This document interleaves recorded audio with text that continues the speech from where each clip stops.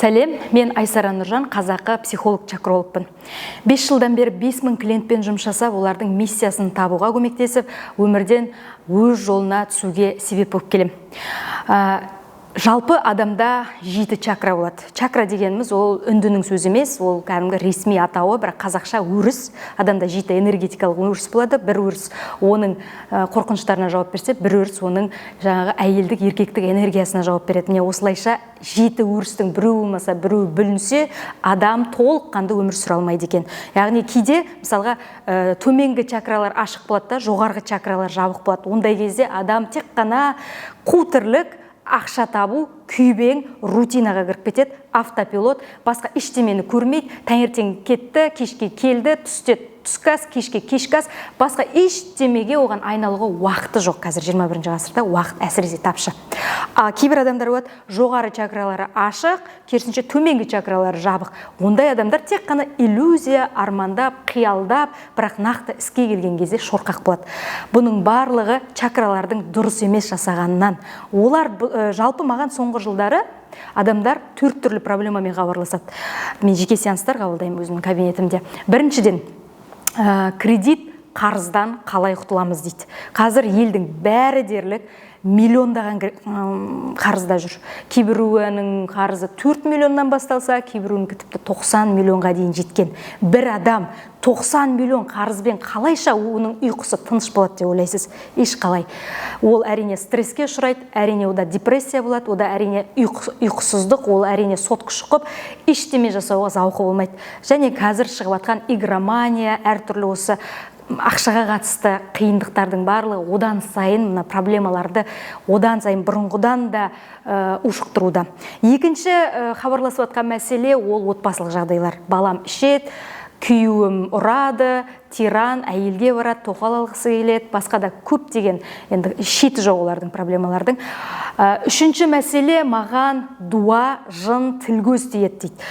Ештемеге ықыласым жоқ, жата бергім келеді, қап-қараңғы бұқпа болып қалдым, ешкімді көргім келмейді, энергия нөл, мені дуалапты, ананың тіл көзі тиіпті, ана жын албасты басыпты, ұйқым дұрыс емес деген проблемамен келеді. Және маған хабарласатын 4-ші мәселе ол миссия. Бұл өмірде өз орнын таба алмай жүрген адамдар өте көп. Қайда барарын білмейді, басын тауға да соғады, тасқа да соғады. Я жасаған ісі жоқ, я ашқан бизнесі жоқ, я оқыған оқуы жоқ, я адамдарға бір тигізген пайдасы жоқ. Ең соңында олар ондай адамдардың өмірі көзді ашып жұмғанша өтеді де кетеді. Бір қараса 50, бір қараса 60, бір қараса ана дүниеге кетіп бара жатыр. Сіз де өміріңізді осыншама қып-қысқа қамшының сабындай өмірді осындай мәнсіз, мағынасыз тірлікке жұмсағыңыз келе ме? Жоқ, әлде өз миссияңызды тауып, өз жолыңызды сізге ғана арналған, сізді ғана күтіп тұрған, сізді ғана бақытты қылатын өзіңіздің жолыңызды, даңғыл жолыңызды тапқыңыз келе ме? Егер тапқыңыз келсе, онда сізге міндетті түрде 7 чакраны тазалау керек. 7 чакра тазаланбаса, адамның өмірі 4 құбыласы тең бола алмайды. Толыққанды бақытты өмірді сүре алмайды. Ал негізі адам бұл дүниеге азаптану үшін, қиындық көру үшін келген жоқ. Көбісі айтады, өмірінде қиындық болып жатса, Алла тағала мені сүйеді, мен Құдайдың сүйген құлымын, сол үшін маған осының бәленің бәрін жіберіп жатыр. Сонда Алла тағаланың басқа жұмысы жоқ, тек сені езгілеуден басқа. Бақытты адамдаршы, басқа да қаншама мыңдаған бақытты адамдар өмір сүріп жатыр ғой.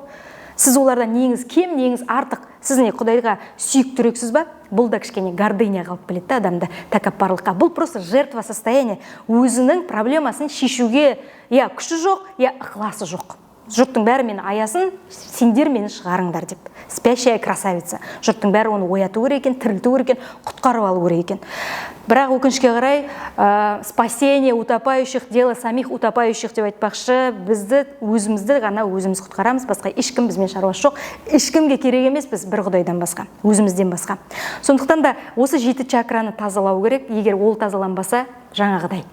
Ол қандай чакралар? Біріншіден, құйымшақ чакрасы қорқыныштарға жауап береді. Бұл бүлінсе, сізде ештемеге зауқыңыз болмайды, тек сотқы шықу, ұйықтау, түнгі ұйқы дұрыс емес, күндіз үкі құсап жаңағы ұйықтайсыз, түнде жұмыс жасайсыз. Керісінше сіздің неңіз ритмдеріңіз бұзылған, режим дұрыс емес. Режим дұрыс болмағандықтан гормон дұрыс бөлінбейді. Жаңағы мелатонин, гормоны счастья дейді, бақыт гормондары дұрыс бөлінбейді де, сосын сіздің өміріңіз кетеді, тарам-тарам болып. Екіншіден, кіндік немесе жатыр чакрасы әйел адамда, ол әйелдік және еркектік энергияға жауап береді. Егер сіздің ол чакраңыз бұзылса, күйеуіңізбен немесе әйеліңізбен қарым-қатынасыңыз нашар болады, балдарыңызбен қарым-қатынас өте нашар болады, бір-біріңізді түсінісе алмайсыз, балаларыңыздың жолы ашылмайды, я грантқа түсе алмайды, я оқуға түсе алмайды, я жұмыс таба алмайды, жүреді сосын сенделіп. Үшінші чакра, бұл асқазан чакрасы, бұл ақшаға жауап береді. Қазіргі уақыттағы өте маңызды чакра.